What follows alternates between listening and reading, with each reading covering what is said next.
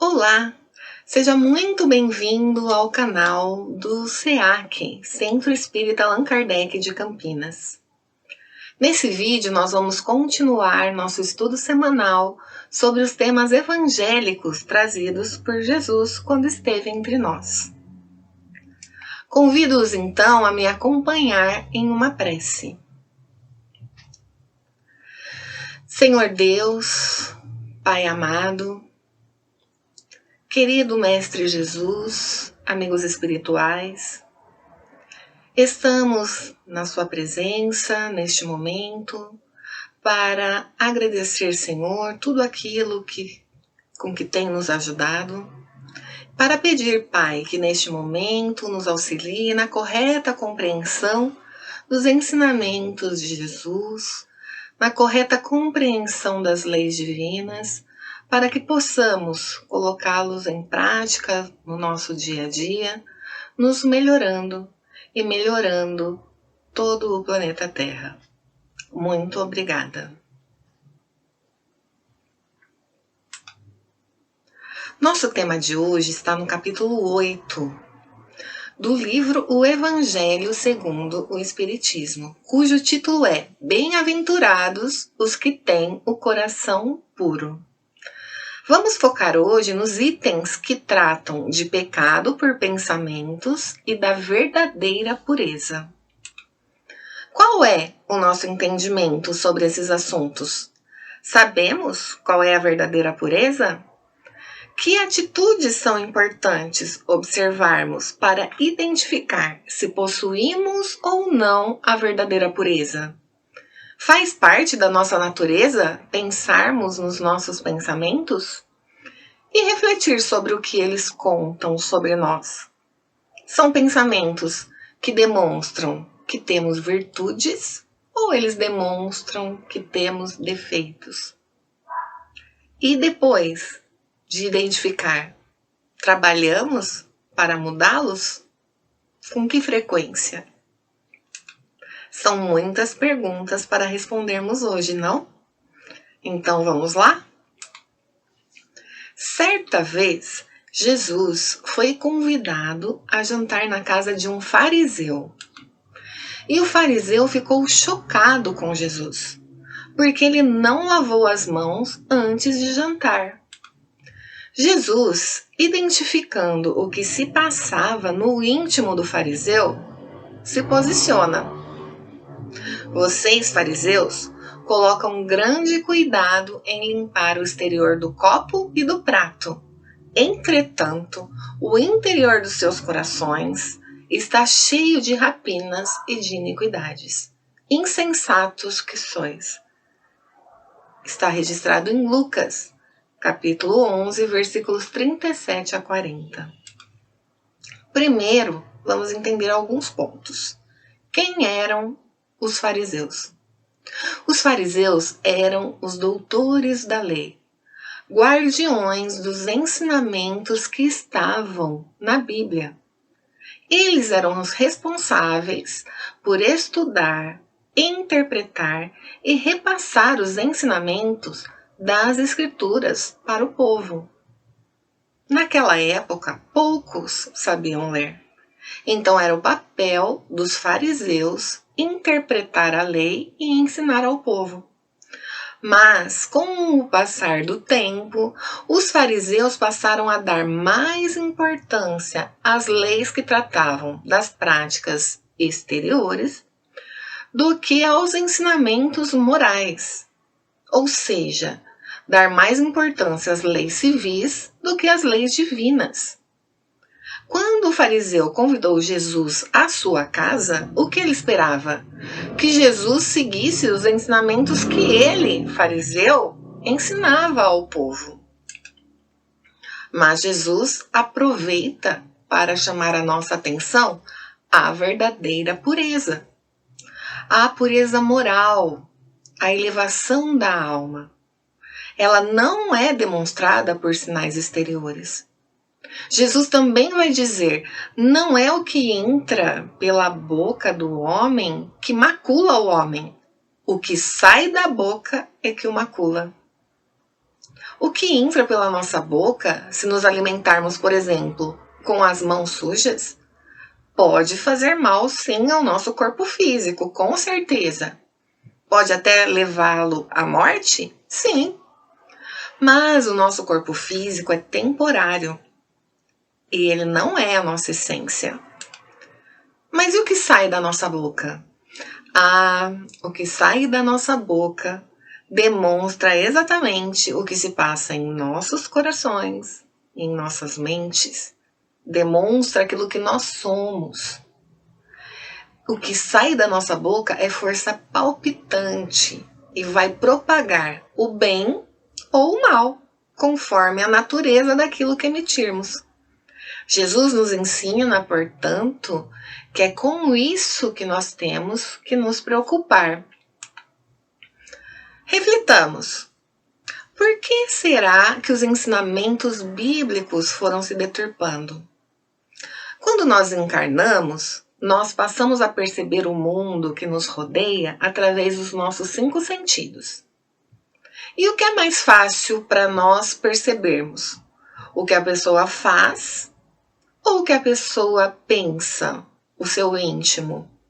Claro que é o que a pessoa faz. É mais fácil, pois a gente pode ver, a gente pode ouvir.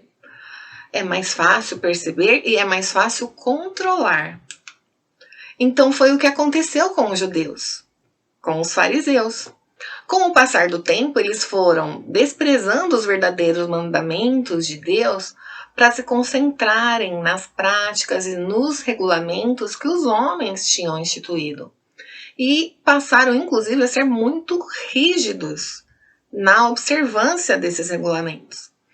Então, eles se iludiram e passaram também a se considerar quites com Deus apenas por executarem essas práticas.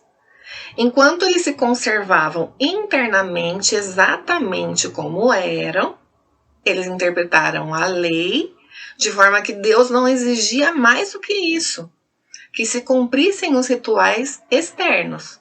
Por exemplo, o lavar das mãos, fazer a circuncisão, não trabalhar aos sábados. Justamente porque é mais fácil observar, é mais fácil praticar do que se reformar moralmente. Com certeza é mais fácil lavar as mãos do que tirar o mal do nosso coração. E eles foram se convencendo e convencendo ao povo de que isso era suficiente. Jesus veio então mostrar que não. Mas será que isso aconteceu apenas com os judeus? Jesus veio, mostrou que não era isso, mas o próprio cristianismo passou por isso. Com a manipulação dos homens nas religiões também cristãs, os principais ensinamentos morais de Jesus também ficaram para segundo plano. Hoje, muitos cristãos, a exemplo dos judeus, consideram mais garantida a salvação por meio de práticas exteriores do que pelas práticas da moral. E a essas adições feitas pelos homens que a lei de Deus, que Jesus faz referência quando diz: arrancada será toda a planta que meu Pai Celestial não plantou. Precisamos tomar cuidado com o ambiente em que vivemos, com a cultura, com o que nos ensinam, e usar o bom senso para avaliar o que fazemos, mesmo que seja o que está sendo ensinado pela sociedade ou pela religião. Nós podemos achar normal algum comportamento que é praticado, podemos achar adequado, mas precisamos estar sempre conscientes e pensar no que fazemos. Os costumes mudam, pois as sociedades ainda estão evoluindo, mas as leis divinas são imutáveis, já que são perfeitas. O objetivo da religião qual é? É conduzir o homem a Deus. Ora, como que o homem chega a Deus? Tornando-se perfeito, o mais perfeito, claro, que o homem consegue ser.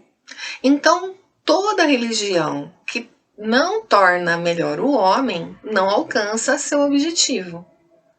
E então não serve de nada uma religião que vai apoiar sua crença na eficácia dos sinais exteriores, pois não está tornando o homem perfeito.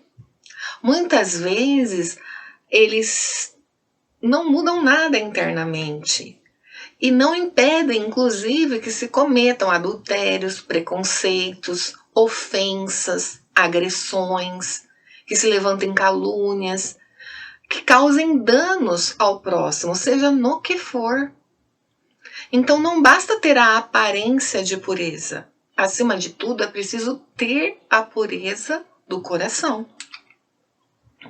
A verdadeira religião não incita o mal de forma alguma. Toda religião em que o homem o julgue poder se apoiar para fazer o mal é falsa ou está falseada em seu princípio. Toda religião que permite que se crie o ódio contra pessoas, contra qualquer tipo de grupo, vai criar supersticiosos, fanáticos, hipócritas e não homens de bem. Qualquer religião que incita preconceito contra outra religião também não está fazendo bem. Está causando discórdia, a raiva, o mal. Jesus, quando veio entre nós, nos ensinou o quê? A tolerância, a caridade, o perdão e o amor. Jesus também disse: aprendeste que foi dito aos antigos, não cometereis adultério. Eu, porém, vos digo que aquele que houver olhado uma mulher com mau desejo para com ela, já em seu coração cometeu adultério com ela. Embora Jesus esteja usando a palavra adultério, não é no adultério que vamos nos deter aqui, mas sim substituir pelo significado que o próprio Jesus atribuiu em outros momentos do seu discurso, quando, por exemplo, se referiu à humanidade como raça adúltera. O sentido era o de pessoas que praticam todo tipo de mal. Entendido isso, o que fica claro? Que quando pensamos em algo errado, impróprio, já erramos. Nossa, não podemos nem pensar em fazer algo errado? Na verdade, podemos, tanto que pensamos, mas não deveríamos. Como Deus nos dá o livre-arbítrio, Ele permite que pensemos e até que façamos coisas impróprias. Mas Jesus está nos ensinando que só o pensar já nos trará consequências. No nosso dia a dia, esquecemos disso e damos pouquíssima importância aos nossos pensamentos. Menos importância do que esse assunto merece. Por isso é tão importante esse ensinamento de Jesus que estamos lendo hoje. A verdadeira pureza não está somente nos atos. A verdadeira pureza está no nosso pensamento. Aquele que tem puro, de fato, o coração, nem sequer pensa no mal. Faz sentido? Esse princípio nos leva naturalmente à seguinte questão: nós vamos então sofrer consequências de um pensamento mau, embora nenhum efeito produza? Pergunta importante para a nossa reflexão, não? Mas será que não produz mesmo nenhum efeito? Poxa, por exemplo, se eu pensar em passar no semáforo, no vermelho, ou se eu pensar em pegar o celular e olhar uma mensagem que eu ouvi o bip que chegou enquanto estou dirigindo, eu vou receber uma multa? Não. No plano físico, entendemos que isso não vai acontecer. Mas Jesus nos afirma nessa frase que pelo pensamento já pecamos. Então como que funciona? Primeiro nos lembremos, nós somos seres espirituais. Estamos encarnados, sim, vivendo a vida atual na matéria, mas somos imortais. O pensamento ainda é mistério para a ciência, mas no livro A Gênese temos alguns esclarecimentos sobre como o pensamento age no plano espiritual. E apenas ao pensarmos, já agimos nos fluidos espirituais. Então, sim, sofremos as consequências de um pensamento mau, pois, embora nenhum efeito aparente produza de imediato no plano material, produz efeitos no plano espiritual. O pensamento atua sobre os fluidos, assim como o som repercute no ar. Ao falar, imediatamente há uma ação no ar, que faz com que você possa escutar o que eu digo, mas nós não vemos. Ao pensar, acontece a mesma coisa com o pensamento sobre os fluidos, mesmo que nós não percebamos. Sabedores disso, precisamos prestar mais atenção nos nossos pensamentos, analisar o que pensamos, agir sobre eles. Nós fomos criados para evoluirmos para a perfeição. Muitos de nós nos desviamos do caminho reto, percorrendo o caminho do mal. Mas podemos agora agir e retomar esse caminho da perfeição, identificando os nossos pensamentos. Todo pensamento mau, portanto, resulta de uma imperfeição da alma. Mas se eu tenho desejo de me melhorar, mesmo esse mau pensamento se torna uma ocasião de eu me adiantar. Se eu atuar sobre ele, se eu repelir com energia, não cedendo ao mau desejo. Se a pessoa ainda está no mal, ela tenta praticar o pensamento da forma que veio. Se não consegue, muitas vezes é simplesmente porque não deu certo, houve algum impedimento. Nesse caso é o que Jesus está nos ensinando. Ela é tão culpada quanto seria se tivesse praticado o ato, pois o seu pensamento, o seu desejo era de executar aquela ação. Mas, ao reconhecer esses pensamentos, se tomamos consciência deles e queremos mudar, nos melhorar, já estamos tendo um progresso. Então, enquanto existe o mal na plenitude da sua força, ao pensarmos o mal, nos identificamos com ele e queremos praticá-lo. Nesse caso, há muito trabalho ainda a ser feito. Mas se temos os pensamentos maus e já o repelimos, já há um progresso realizado, já estamos no caminho. E se nem pensamos o mal? Aí sim, aí o progresso já está realizado. Deus, que é justo e bom, leva em conta todas essas gradações na responsabilidade decorrente, então, dos nossos pensamentos. Por isso, a consequência dos nossos pensamentos é individual, levando em consideração todos esses fatores. Fica claro, portanto, que para saber se o nosso coração é puro, temos que conhecer o nosso pensamento. Os ensinamentos de Jesus são práticos. Precisamos, então, colocá-los em ação no nosso dia a dia imediatamente. Respondemos às nossas perguntas iniciais? Sim. A verdadeira pureza, então, é a interior, a do coração elevado moralmente. E para sabermos se o nosso coração é puro ou não, basta nos observar nossos atos, nossas palavras e, principalmente, nossos pensamentos. Pensarmos sobre nossos pensamentos é importante. Podemos nos dedicar um pouco mais a isso. Eles vão nos mostrar quem verdadeiramente somos, se já temos virtudes ou se temos defeitos para corrigir. Que possamos sempre nos lembrar que nós somos responsáveis pelos nossos pensamentos e que temos a capacidade de diferenciar o que é bem e o que é mal.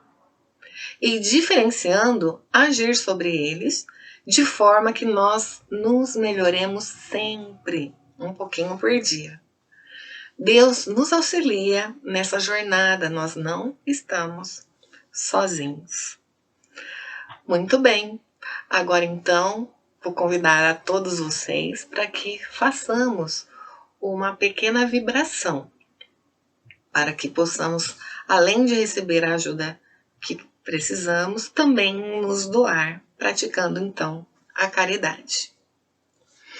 Convido os que fechem seus olhos. Agradecemos, Senhor, a oportunidade que temos de entender um pouco mais sobre os nossos pensamentos e agora aplicando a nossa energia, a nossa vontade sobre os nossos pensamentos. Vibramos inicialmente pelos nossos familiares, primeiro com aqueles que conosco convivem diariamente sobre o mesmo teto, para que haja cada vez mais respeito, harmonia, crescimento, tolerância, amizade e amor.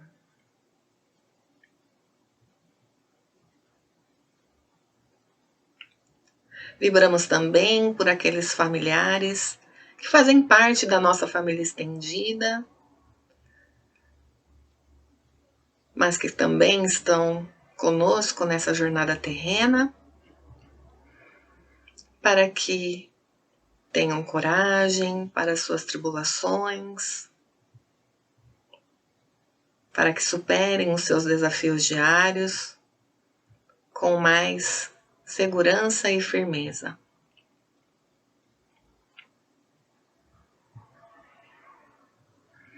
Vibramos também, Senhor, por alguém em especial que sabemos estar passando por grandes dificuldades, sejam elas físicas, morais, espirituais.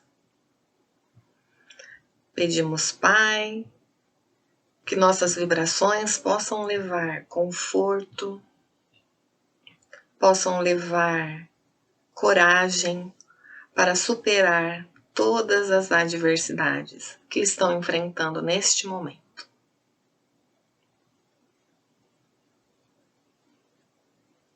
Agradecemos, Senhor, a oportunidade que temos de mais uma vez estudarmos um pouco daquilo que Jesus veio e nos ensinou. Que esse conteúdo possa ser internalizado em nossas mentes e corações, para que a cada dia consigamos praticar um pouco mais, seguindo o seu exemplo. Muito obrigada. Agradecemos a atenção de vocês e desejamos a todos um ótimo dia, uma ótima semana.